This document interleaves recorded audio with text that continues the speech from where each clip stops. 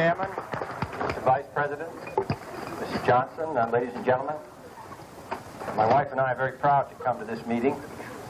Won't all of you sit down?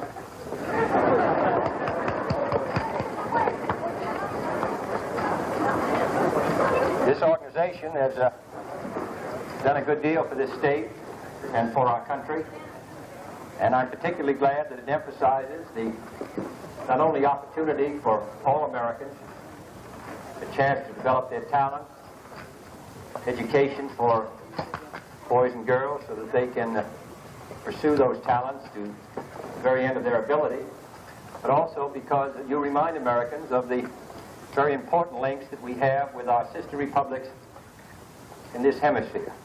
One of the things which I have taken the greatest interest has been in attempting to pursue an example which was long neglected, and that was the one set by President Franklin Roosevelt to emphasize that the United States is not only good neighbors, which we were in the 30s, but also friends and associates in a great effort to build in this hemisphere an alliance for progress, an effort to prove that in this hemisphere, from top to bottom, in all of the countries, whether they be Latin or North American, that there is a common commitment to freedom, to equality of opportunity, to a chance for all, to prove that prosperity can be the handmaiden of freedom, and to show to the world a very bright star here in this country, and indeed in the entire hemisphere. So I'm glad to be here today, and in order that my words will be even clearer, I'm going to ask my wife to say a few words to you also.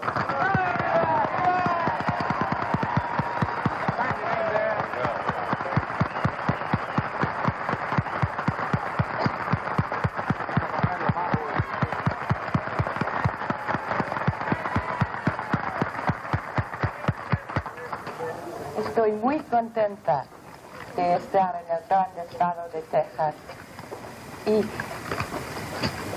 estoy especialmente contenta de estar con ustedes que forman parte de la noble tradición española que tanto ha contribuido a Texas. Esta tradición comenzó 100 años antes de que se colonizó Massachusetts, el estado de mi marido. Pero es una tradición que se mantiene viva y vigorosa.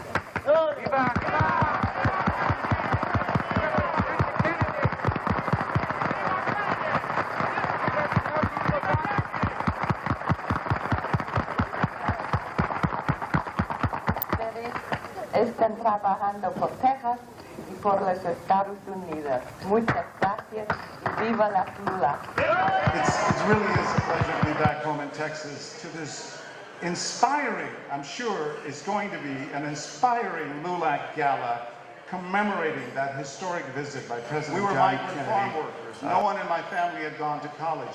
But because of the programs that President Kennedy started with the war on poverty, I was able, thanks to Upward Bound, to go to college. President Kennedy cared deeply. He wasn't perfect, but he cared deeply about making this country more fair, more equitable, more just, and more inclusive to those of us who had few opportunities to make it. So it was no surprise that it was here, and it was he, President Kennedy, who became the first American president to appear before a Latino organization like I was LULAC. sitting at a place where I had a good view of the president. My wife, my beautiful wife, was with me, and I noticed when the flamenco dancers went to dance, you know, their heels are about that big. And when they started dancing, the president was looking at the LBJ. So when they jumped up and stepped on the floor, they stomped on the floor real loud. And I noticed what the president, is if he had a premonition. That I noticed that, and I said, oh my God, I told Helen, he must have a premonition that something's going to happen to him. I remember that very clearly. I remember that. And the next day, 15 hours later, you hear that he's been shot. Absolutely. You know, it's ironic that one day we were jumping with joy, con mucha alegría, con mucho gusto, jumping with joy. And the next day, some of us were crying. And I remember that. How did he feel, the president, to be in this crowd of so many Latinos? During that night, absolutely wonderful. It was unprecedented because for the first time, very first time, we had a president address us. Not only the president,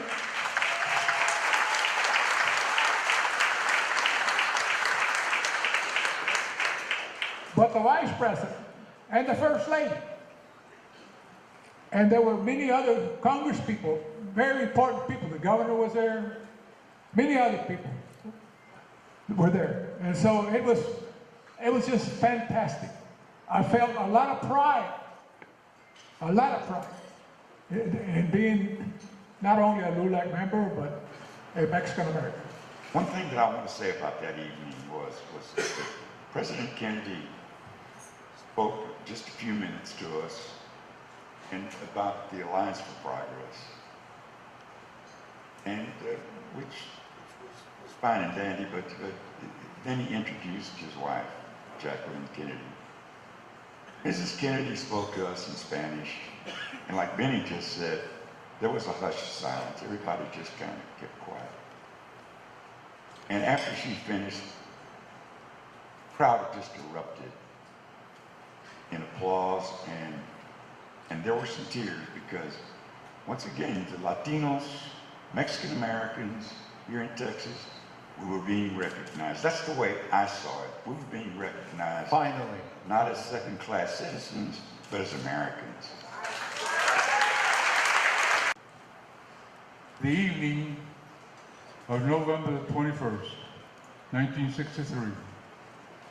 I was standing on the left-hand side of the door, Gilbert Gomez on the right-hand side. The president came in, and I could not reach him, but I saw him about 3 feet away. And they came in like, I guess, all crowds do it all at once. The crowd here, there must have been about 300 people, maybe more. You couldn't put a toothpick between them. There were so many. But there was nobody here that did not have a smile on their face. They were here to listen to a man that was charismatic, that was popular, intelligent, and everybody loved him.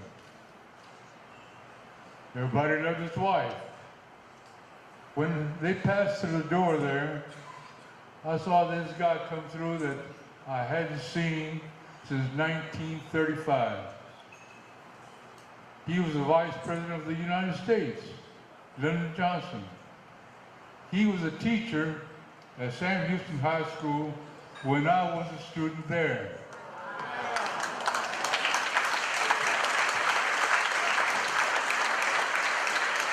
I was not in his classes, but I saw him many times. But I'm proud to say that those people that came in, President Johnson and Lyndon Johnson, they changed the world for us. And when I say us, I mean everybody, not just Hispanics, for everybody. Those people were real leaders.